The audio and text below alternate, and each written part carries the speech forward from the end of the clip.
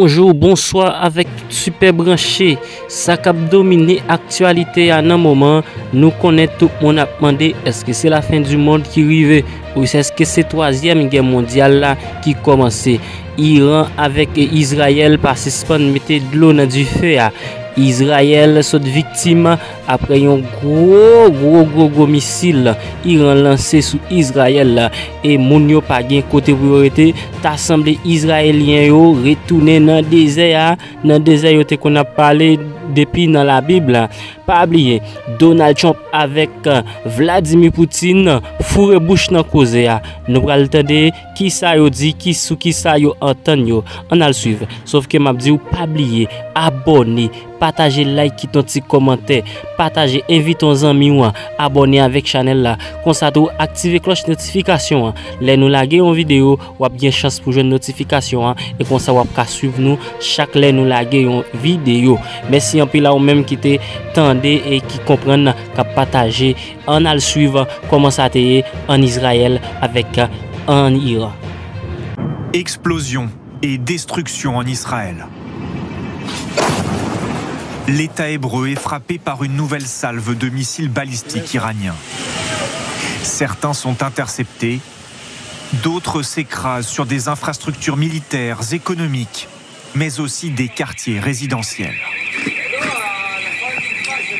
Les missiles iraniens ont tué 5 personnes et fait 92 blessés cette nuit. Ils se battent contre des personnes âgées, contre des enfants. Des enfants ont été tués ici, une fillette de 8 ans et un garçon de 10 ans. Et il y a encore des gens qui n'ont pas été retrouvés.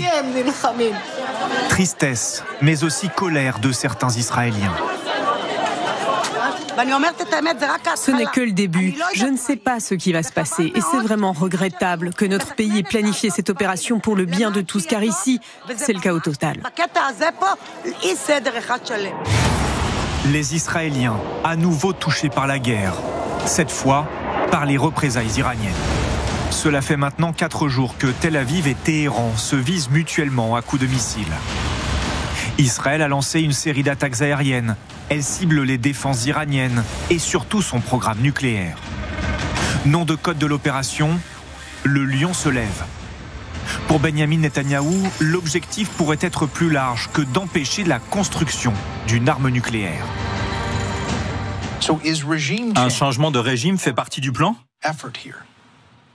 Cela pourrait certainement en être le résultat, car le régime iranien est très faible. Je pense qu'il lui reste essentiellement 2 choses. D'une part, son projet de se doter de bombes atomiques, et d'autre part, ses missiles balistiques. Ils n'ont certainement pas le peuple. 80% de la population chassera ces voyous théologiques. Israël veut décapiter le programme nucléaire iranien et son armée. Ces espions du Mossad ciblent des généraux et des scientifiques. Les agents secrets opèrent au cœur de l'Iran. Les autorités iraniennes disent avoir découvert cet atelier de confection de drones piégés et annoncent l'arrestation d'agents infiltrés. 2 membres de l'équipe terroriste du Mossad qui fabriquaient des bombes, des explosifs, des pièges explosifs et de l'équipement électronique ont été arrêtés. Le président iranien dit vouloir négocier, mais continue de menacer Israël. Plus ils tenteront d'intensifier la guerre, plus les réponses deviendront dures et sévères. Davantage d'innocents risquent de perdre la vie.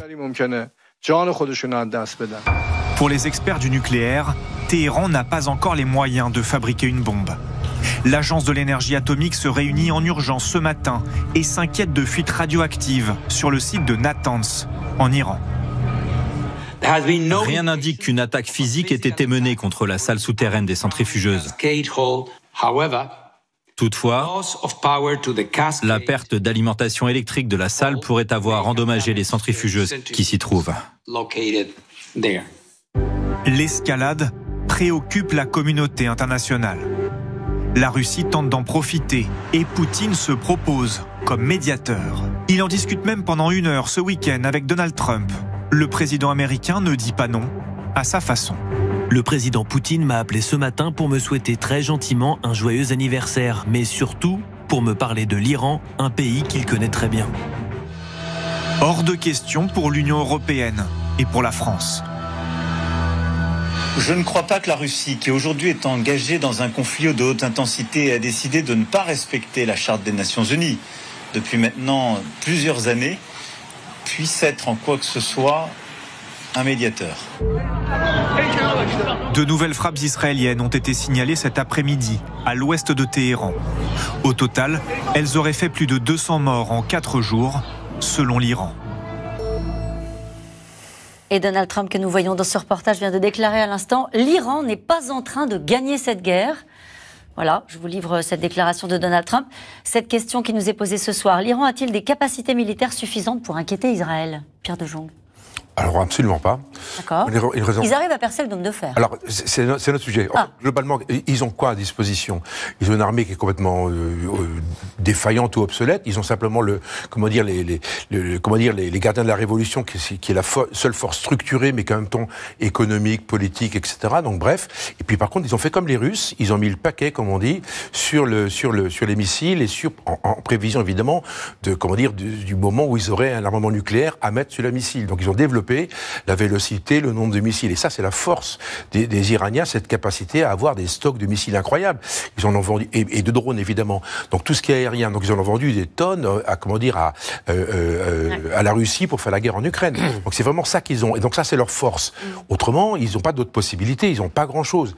À côté de ça, pourquoi ils arrivent à percer le dôme de fer ? Donc, je réponds à votre question. Oui. C'est qu'en fait, par la saturation, simplement. On sait que le dôme de fer est un système qui est extrêmement performant, mais c'est les machines qui vont gérer les trajectoires. Quand vous avez 100 missiles qui arrivent en même temps, ou 100 drones, ou 200 qui arrivent en même temps dans une zone, l'ordinateur, si vous voulez, au bout d'un moment, il fait en urgence, et évidemment, dans le nombre, il y en a 2 ou 3 qui passent. Et c'est ce qui est arrivé à Tel Aviv et à Haïfa cette nuit et hier. Donc ça veut dire qu'Israël a intérêt que ça dure le plus longtemps possible pour arriver à fragiliser le plus possible le régime et pour cibler les intérêts stratégiques iraniens s'il sait qu'en face, il n'y a pas les armements nécessaires. Ils ont les Iraniens ont à peu près 2000 à 3000 missiles balistiques, les plus dangereux, ceux dont vous venez de parler, et qui en effet sont envoyés par essaim. Donc on imagine que ça en fait un paquet qui sont envoyés tous les jours. Donc ça, c'est leur grande force, c'est la seule. Mais je ne suis pas sûre qu'une victoire soit qu'on puisse uniquement la calculer sur le plan militaire.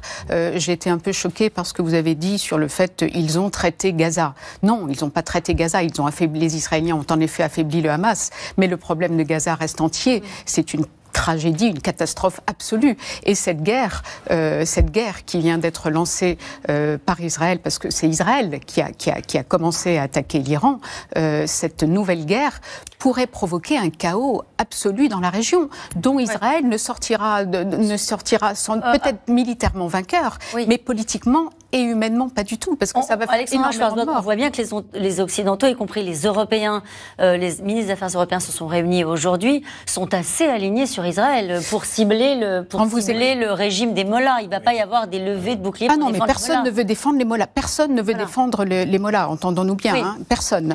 Simplement, c'est l'ensemble du chaos. Les récentes frappes, tous les régimes qui ont été défaits par la force, comme la Libye dernièrement, regardez ce que c'est devenu, un chaos absolu. C'est tout à fait ce qui pourrait se passer en Iran. C'est ça que je veux dire. Les mollahs, personne ne va les défendre. Ça, c'est clair. Et au contraire même, beaucoup espèrent que la population va se retourner contre eux. Dominique Moisy, c'est vrai que derrière ce conflit, il y a cette question, vous avez posé d'ailleurs les uns et les autres dès le début de notre discussion, sur est-ce que le but ultime de Benyamin Netanyahou, c'est la chute du régime ? Oui. C'est ça. Mais je crois que quand Israël dit un Iran nucléaire est une menace existentielle pour le pays, il dit ce que pense l'immense majorité des Israéliens, et il est sincère. Et sur ce plan-là, on peut penser que les Iraniens sont tombés victimes de leur propre piège, de leur propre rhétorique. Dès l'arrivée au pouvoir de l'ayatollah Khomeini en 1979, il dit l'antité-sioniste ne doit pas exister. Et tout au long des 40 dernières années, de manière répétée, l'Iran a dit l'antité-sioniste doit disparaître. Donc il est légitime pour Israël de dire je ne peux pas accepter qu'un pays doté d'une idéologie absolue ait l'arme absolue. À l'inverse, pour les Iraniens, mais pas pour l'Iran, mais pour le régime des mollahs.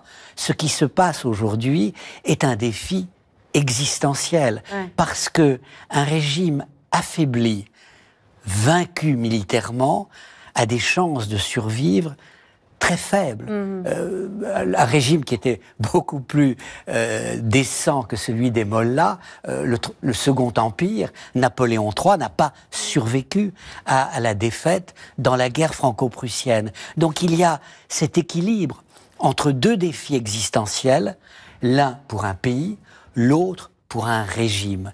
Et je crois qu'aujourd'hui, nous nous trouvons effectivement, je crois que vous aviez tout à fait raison, dans les conséquences à long terme de la rencontre entre le 7 octobre 2023 d'un côté et le 20 janvier 2025 de l'autre, car l'élection, la réélection de Donald Trump a été un feu vert extraordinaire pour Netanyahou, une sorte de l'alignement parfait des planètes. L'AIEA qui semble donner un feu vert par des déclarations ambiguës, un Iran qui n'a jamais été plus faible à l'extérieur et à l'intérieur, et un président des États-Unis qui non seulement paraît favorable, mais qui en plus, cadeau, est doté d'une absence totale de stratégie. Il ne sait pas ce qui va se passer.